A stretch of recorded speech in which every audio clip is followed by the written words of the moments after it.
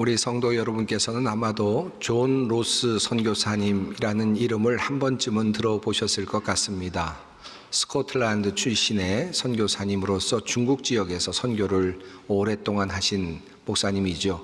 만주 지역에서는 우리 한국인들을 위해서 최초로 로스 번역 성경책을 만들어서 한국에 보급하신 분이기도 합니다.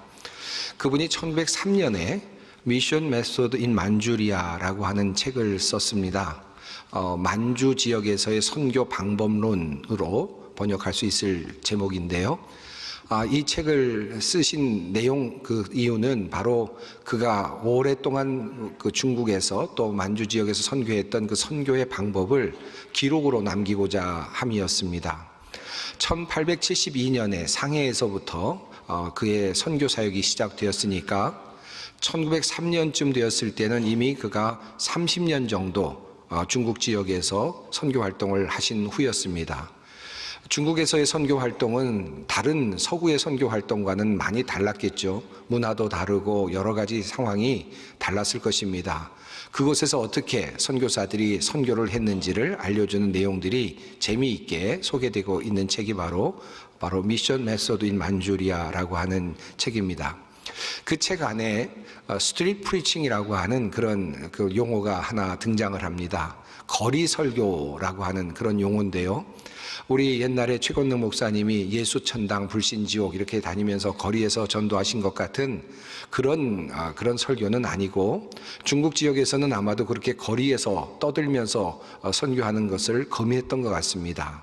그래서 어떤 장터에서 가게를 열어놓고 서양 문물들을 그곳에 가득 채워놓고는 그곳에 호기심을 가지고 들어오는 사람들과 이야기를 나누면서 그들에게 복음을 전하는 하나의 특별한 형태의 설교를 스트리트 프리칭이라고, 거리 설교라고 그렇게 명명하고 있습니다.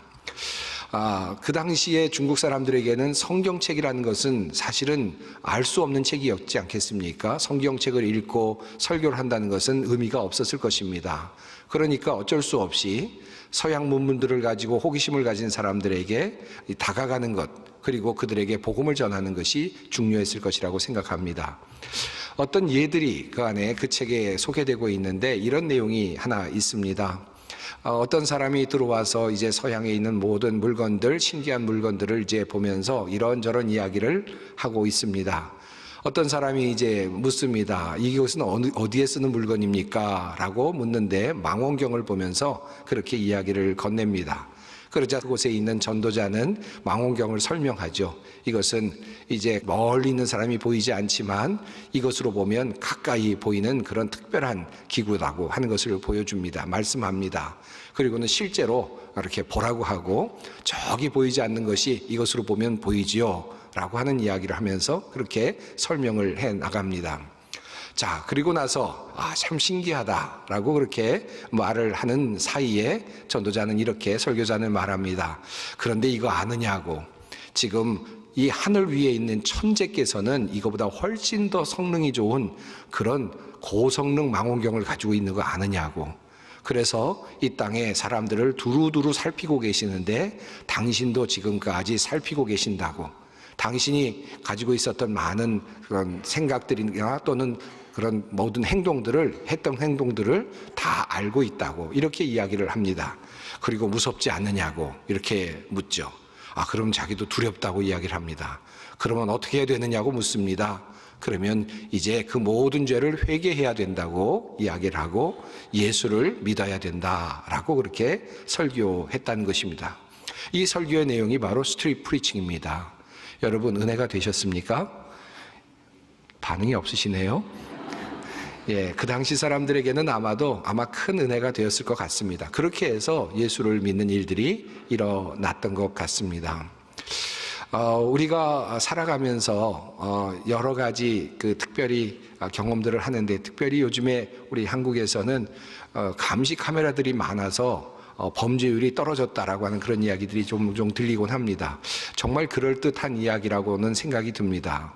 많은 사람들이 보고 있고 또 내가 어떤 범죄를 저질렀을 때 반드시 들킬 수밖에 없다라고 생각이 든다면 사람들이 좀처럼 그렇게 범죄를 저지를 마음이 생기지는 않겠죠.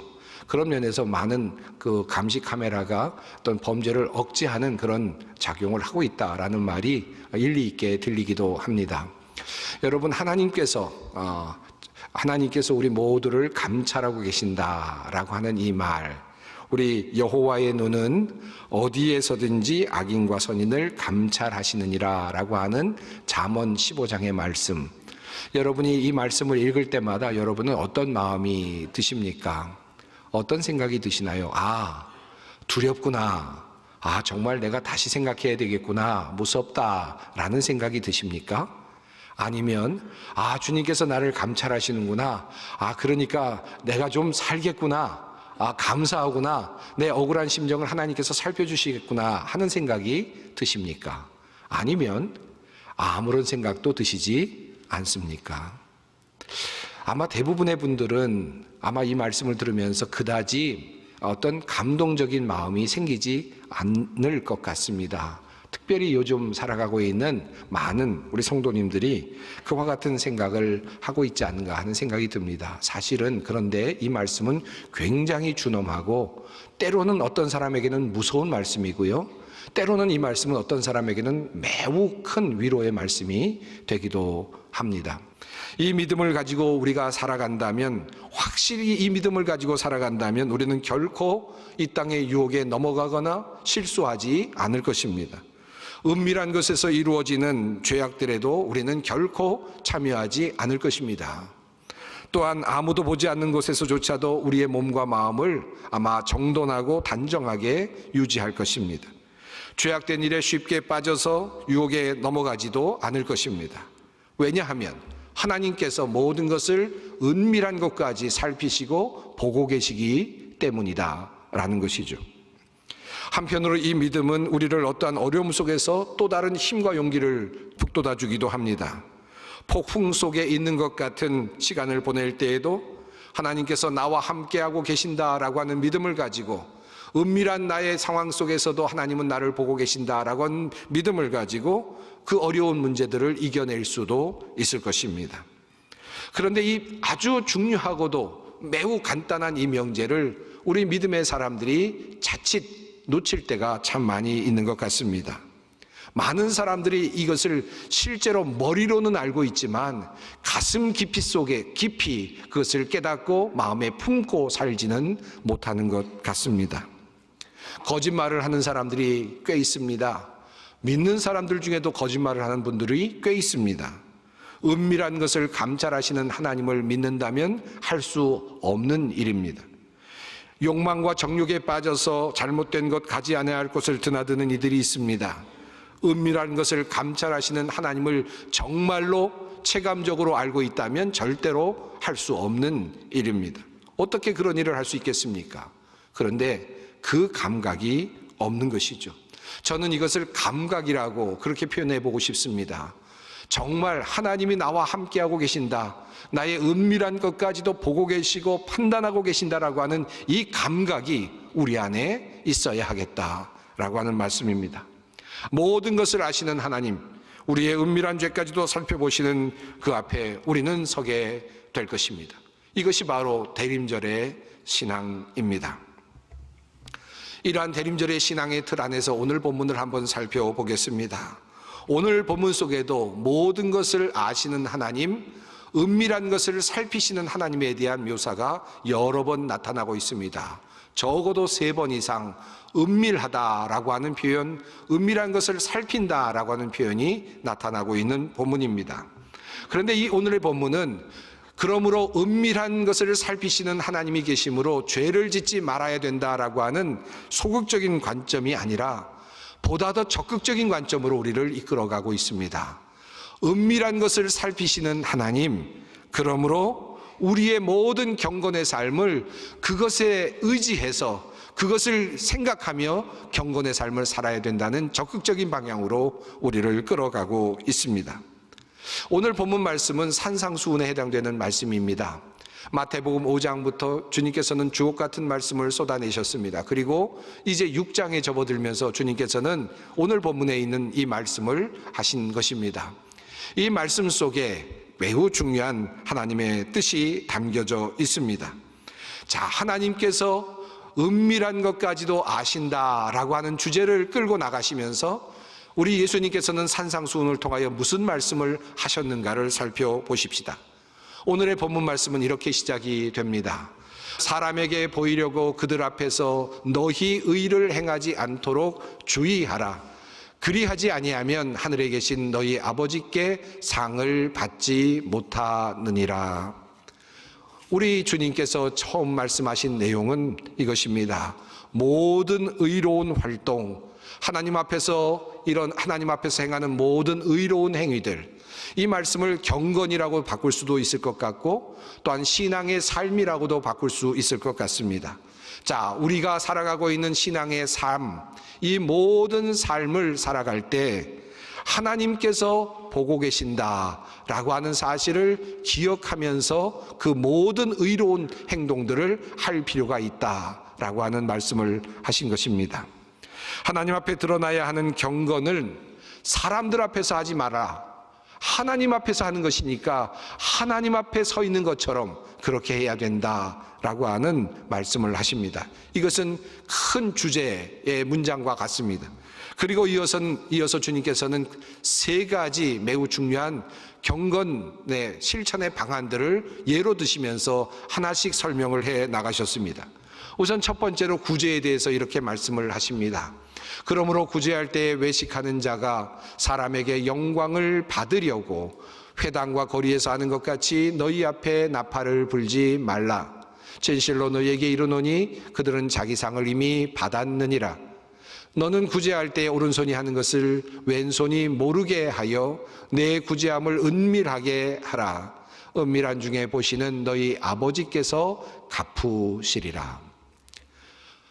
이제 구제를 하는 예를 드시면서 주님께서는 말씀하십니다. 구제할 때 다른 사람들이 알지 못하도록 하라. 가능하면 은밀하게 구제를 해라. 그리하여서 다른 사람들에게 상을 받는 것이 아니라 하나님에게 상을 받도록 해라. 은밀한 중에 살펴보시는 하나님께 인정을 받도록 하라라고 하는 말씀을 하십니다. 신앙적인 삶을 살아가면서 우리가 해야 되는 덕목들 중에 구제라고 하는 것이 있죠. 그런데 이 구제의 일을 할 때 우리가 경건의 삶을 살 때 한 가지 늘 생각해야 될 것이 있습니다.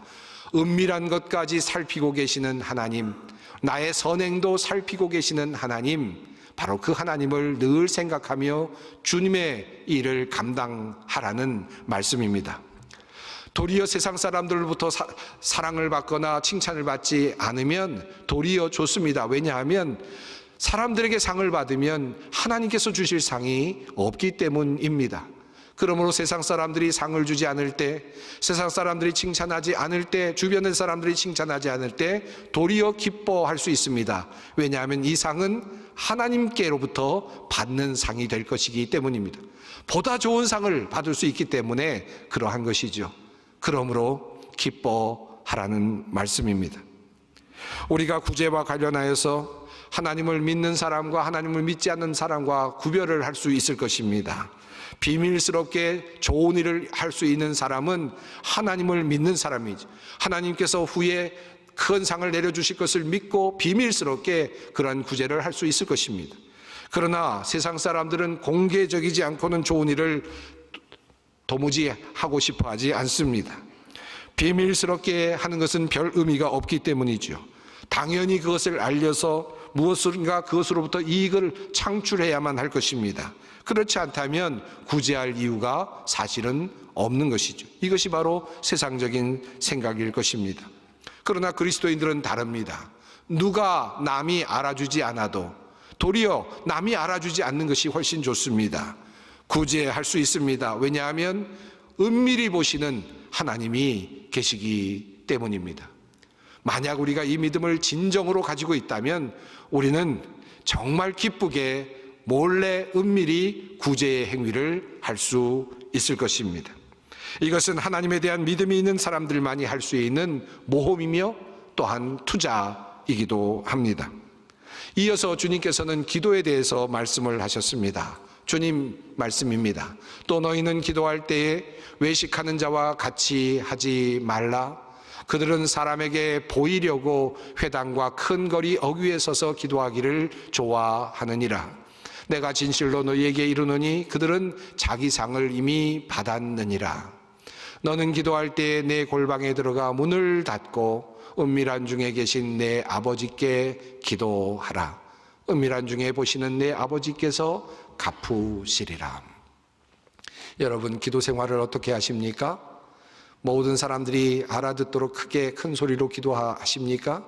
주님은 말씀하시기를 그렇게 큰 거리에서 큰 소리로 기도하지 말라. 주님께 은밀하게 보고 계시는 그 주님께 기도하라고 말씀하고 있습니다. 그렇죠. 사실은 생각할수록 그렇습니다. 기도는 하나님과 나와의 관계 아닙니까? 하나님과 나와의 관계를 여는 것이고, 내가 하나님께 나의 소원을 아뢰는 것이고, 하나님께서 나에게 말씀으로 속삭여 주시는 그와 같은 일이 아니겠습니까?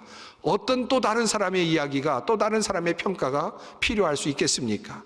오직 우리는 기도할 때 하나님만을 바라볼 뿐입니다. 하나님께만 초점을 둘 필요가 있습니다. 그리고 하나님께 기도할 뿐이죠. 도리어 은밀하게 기도하는 것이 우리에게는 도리어 큰 유익이 될 수가 있습니다. 아무도 모르는 그것, 나 혼자만 알고 있는 그 기도의 제목, 나의 남편도 나의 아내도 모르고 있는 그 기도의 제목을 주님께서 들어주시고 응답해 주셨을 때 그 감동이 얼마나 크겠습니까? 기도는 그렇게 해나가는 것이라는 말씀입니다.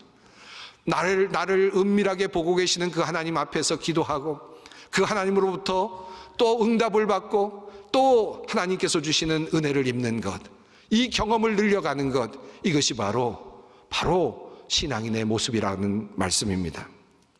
주님께서는 또 이어서 말씀을 하셨습니다. 금식에 대한 말씀을 하셨습니다. 주님께서 금식에 대하여 말씀을 하시면서 주신 말씀은 또 역시 은밀하게 보시는 주님을 생각하며 금식하라는 것이었습니다. 예수님께서도 40일간 금식하셨죠. 수많은 예언자들도 금식했습니다. 더 바르게 하나님께 나아가기 위하여 육신을 제어하는 그런 행위였습니다. 그런 의미에서 금식이란 자신의 욕망을 다스리는 행위였습니다. 구제가 사람과 사람 사이의 관계에 해당되었다면, 그리고 기도가 사람과 하나님 사이의 관계에 해당되었다면, 그리고 이제 금식은 나와 나 자신과의 관계에 해당이 됩니다. 나 자신을 돌아보면서 내가 어떻게 나의 그 모습, 나의 육신과 나의 모든 연약한 것을 가지고 하나님께 나아갈 수 있을 것인가, 나의 연약한 모습을 들여다보기 위해서 금식을 하고 하나님을 의지하기 위해서 금식을 하는 것입니다. 오늘날 이 금식은 다양한 영적인 활동과 그리고 영적인 훈련에 해당된다고 할 수 있겠습니다. 교회 활동을 하는 모든 것들, 봉사 활동을 하는 모든 것들도 해당된다고 할 수 있겠습니다. 주님께서는 말씀하십니다. 이 모든 금식조차도 은밀한 중에 보시는 하나님을 생각하며 하라라고 하는 말씀입니다. 한 가지, 조금 전에 말씀드렸던 기도와 관련해서 한 가지 매우 재미있는 흥미로운 사실이 있습니다. 주님께서는 기도하라, 은밀하게 보시는 하나님을 생각하며 기도하라 말씀하시면서 용서에 대한 말씀을 하셨습니다. 바로 14절 말씀입니다. 너희가 사람의 잘못을 용서하면 너희 하늘 아버지께서도 너희 잘못을 용서하시려니와 너희가 사람의 잘못을 용서하지 아니하면 너희 아버지께서도 너희 잘못을 용서하지 아니하시리라. 기도할 때 용서해야 된다라고 하는 말씀을 함께 하셨습니다. 이 말씀은 무슨 뜻입니까? 네가 용서하는 것을 하나님께서 은밀한 중에 보실 것이다 라고 하는 뜻이죠. 우리가 용서하는 것, 어렵게 용서하는 그 모습을 우리 주님께서 은밀한 중에 보고 계신다라고 하는 것입니다. 그리고 우리의 기도를 들으신다라고 하는 말씀입니다. 우리 주님께서는 주옥과 같은 말씀을 통하여서 산상수훈 속에서 몇 가지 주님께서 주시는 명령을 우리에게 주셨습니다. 구제하라라는 말씀을 주셨습니다. 기도하라라고 하는 명령을 주셨습니다. 용서하라라고 하는 명령을 주셨습니다. 그리고 금식하라라고 명령을 하셨습니다. 이 모든 것들은 우리의 유익을 위함이고 하나님을 섬기는 일이고 또 이웃들을 섬기는 귀한 일입니다. 이 놀라운 일 가운데 주님께서 함께 하실 것을 약속하십니다. 그리고 한 가지를 이 일 가운데 덧붙여 주셨습니다. 그 한 가지 한 가지를 말씀하실 때마다 하신 말씀, 이 모든 것들을 은밀하게 하라 라는 말씀을 하셨습니다. 하나님께서 보고 계신다는 사실을 생각하면서 그 의식을 가지고 일을 하라는 것입니다. 구제하고 기도하고 용서하고 그리고 금식하는 모든 일, 교사로 봉사하는 사람들, 찬양대로 봉사하는 사람들, 재직으로 봉사하는 모든 사람들, 남이 알아주지 않아도 하나님께서 보고 계시고 알고 계신다라는 마음으로 봉사의 자리로 나아가라는 말씀입니다. 오늘 사부 예배 때에는 우리 권사님들을 이제 안수하고 임직하게 됩니다. 새로운 직분으로 안수를 받게 됩니다. 이제 신앙의 권사님으로서, 교회 권사님으로서 이제 많은 봉사활동들을 하시게 되겠죠. 그리고 많은 섬김들을 하게 될 것입니다. 그 많은 섬김들을 하시는 우리 일꾼들, 앞으로 2023년 교회에 봉사하실 많은 교사 선생님들과 또 많은 재직들, 일꾼들, 한결같이 우리가 가지고 있어야 될 감각이 있다면 무엇이겠습니까? 은밀한 중에 보시는 하나님, 나의 모든 활동들, 나의 일거수일투족, 그리고 구제의 손길, 기도의 자리, 그리고 금식의 그 어렵고 힘든 그 힘든 자리, 용서와 같은 그 어려운 자리들, 그 자리에 함께 계시고 은밀한 것을 보고 계시는 주님, 그 주님께서 계시다는 바로 그 감각입니다. 사랑하는 성도 여러분, 우리 소망교회는 그러므로 오늘도 구제하고, 오늘도 기도하고, 오늘도 용서하며, 오늘도 신앙의 훈련을 쌓아갑니다. 은밀하신 주님께서 보고 계신다 라고 하는 이 믿음으로 우리는 그 일을 계속합니다.